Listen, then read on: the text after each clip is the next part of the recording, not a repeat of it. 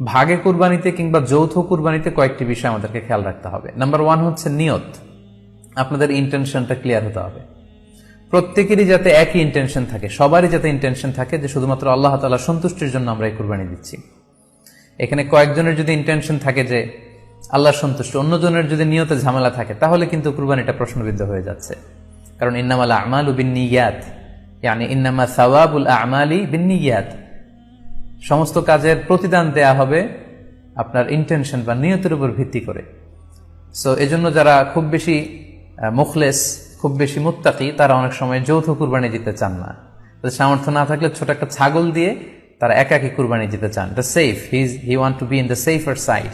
কারণ যৌথ কুরবানি দিতে দিতে যে কার মনে কি চিন্তা, কার মনে কি নিয়ত, আমরা কিন্তু কিছু জানি না। সো যদি যৌথ কুরবানি দেন, কুরবানির আগে সবাইকে এটা কনসার্ন করে দেওয়া, রিমাইন্ডার দেওয়া যে ভাই আমাদের কুরবানিটা হবে শুধুমাত্র কেবলমাত্র আল্লাহ তাআলা সন্তুষ্টির জন্য।